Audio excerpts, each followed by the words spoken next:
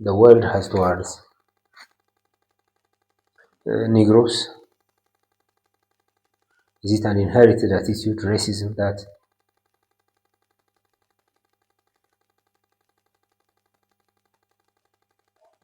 the white people have towards black people, or is it just personal experience? This has been dealt with. So the Negro by himself has ambiguity with this, an ambiguity which is extraordinarily neurotic, which drives the Negro to deny even his negritude.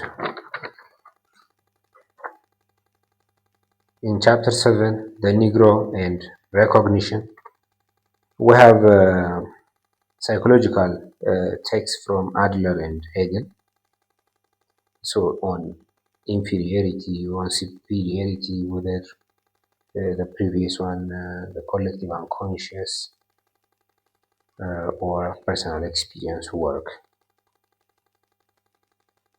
Antillean society is taken to be neurotic, a society of comparison.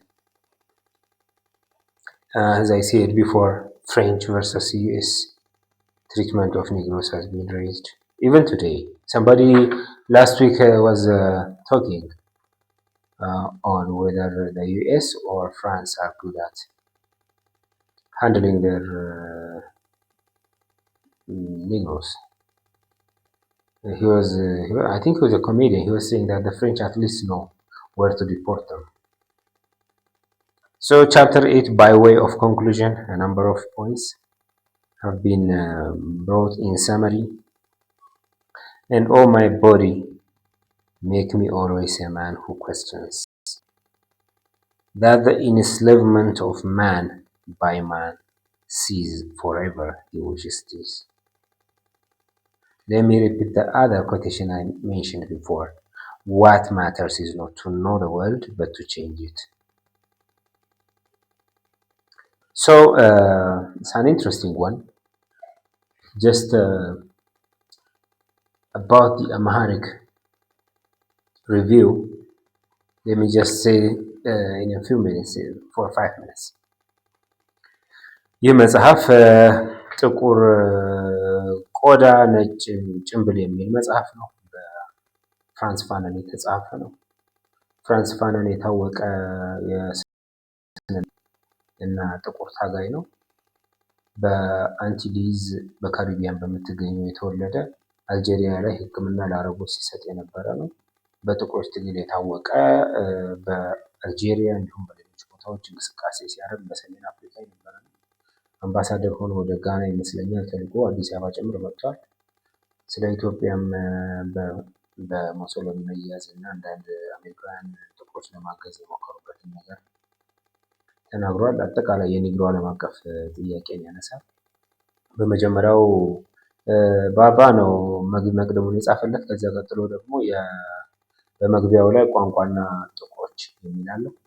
ቋንቋና ጥቁሮች በሚለው ፓርት ኒግሮና ቋንቋ በሚለው ፓርት በሚለው ክፍል የምናየው የፈረንሳይኛ ቋንቋን በእነዚያ ቅኝ ተገዢ ህዝቦች የፈረንሳይኛ ቋንቋ ማየት እንደ ትልቅ ነገር እንደሚታይ ፈረንሳይ ሄዶ የመጡ ከእግዜር መለስ ያሉ ሰዎች ዴሚጎድ ይላቸዋል እንደዚያ ተብለው እንደሚቆጠሩ በቋንቋቸው መሀልም የፈረንሳይኛ ቃላት መቀላቀል ከፍተኛ እይታ እንዳለው በሀገራቸው ያለውን የክሮል እና ፒጅን የሚባለውን የፈረንሳይኛና የሀገራቸውን ቋንቋ ቅልቅል የሆነውን መናገር ወይም ያንን በሚናገሩ ትምህርት ቤት ልጆቻቸው መላክ ዝቅተኛ አድርጎ እንደሚወሰድ ያሳየናል።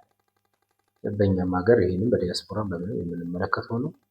ሁለተኛው ቻፕተር የጥቁር ሴትና የነጭ ወንድ ግንኙነት። ጥቁር ሴትና ነጭ ወንድ ግንኙነት ስንል ብዙም በቅኝ ግዛት ጊዜ ጥቁር ሴቶች በነጭ ወንዶች በአሳዳሪዎቻቸው በባርነት ጊዜ ይደፈሩ ነበር፣ ይወልዱም ነበር። ያው ብዙም ስለዚህ ልምድ ያለበት ነገር ነው። ሶስተኛው ምዕራፍ ነጭ ሴትና ጥቁር ወንድ። ጥቁር ወንድ ነጭ ሴትን ማግኘት በተለይ ፈረንሳይ እየሄዱ በቅኝ ግዛት ጊዜ እንደሚመኙት እና እንደ ህይወታቸው ስኬት ግብ አድርገው እንደሚሄዱ ይገልጻል። ግን እዚያ አድገው ለማግባት እንደዚህ አብሮ ለመኖር ከባድ እንደሆነ እዚያ ያደገ አንድ ልጅ ታሪክ ይነግረናል። ይሁን እንጂ ምናልባት አሁን እየተስተካከለ መጥቶ ይሆናል በፈረንሳይ። ከዚያ ቀጥሎ ያሉት ምዕራፎች ከስነ ልቦና አንጻር ጥቁርነትን ይተነትናል። ጥልቀት ያለው መጽሐፍ ነው። በርካታ ነጥቦችን የሚያስጨብጠን መጽሐፍ ነው። በውስጣችን ያለው ይሄ ነጭ አስተሳሰብ ጭምር ነው ማስክ፣ ጥቁር ቆዳ ነጭ ማስክ ስንል ቀጥታ ነጭ ማስክ መደረብ ብቻ አይደለም።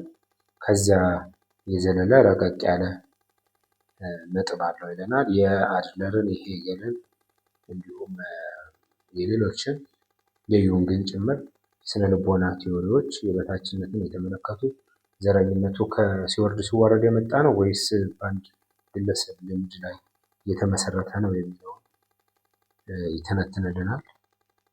በማዳጋስካር የነበረውን ሁኔታ፣ በሴኔጋል የነበረውን ሁኔታ፣ የአንቲሊዝ ወይም የካሪቢያን ጥቁር የሴኔጋሉን ወይም የኮንጎውን ጥቁር እንደሚንቅ በጦርነት በሁለተኛ ዓለም ጦርነት እንደዚያም አረቦችም እንደዚያ። ግን ፍራንስ ፋኖን የስነ ልቦና የስነ አእምሮ ሐኪም ሆኖ ሲያክማቸው በቋንቋቸው እንዲግባቡ ኳስ እንዲጫወቱ አድርጎ ለየት ያለ የስነ አእምሮ ሕክምና አገልግሎት እንደሰጠ ጭምር ይነሳል። ጥልቀት ያለው መጽሐፍ ነው። ፓን አፍሪካን ቡክ ሪቪውስ እንመጣበታለን። በሌሎች ዝርዝር ጉዳዮች ወይም በሌሎች መጽሐፍት እንመጣለን። ቲክቶክ ላይ አት አፍሪካን ላይብራሪያን፣ እዚህ ጋር ደግሞ ፓን አፍሪካን ቡክ ሪቪውስ በዩቱብ አለ። ስለተከታተላችሁኝ አመሰግናለሁ። መዘምር ግርማ ነኝ።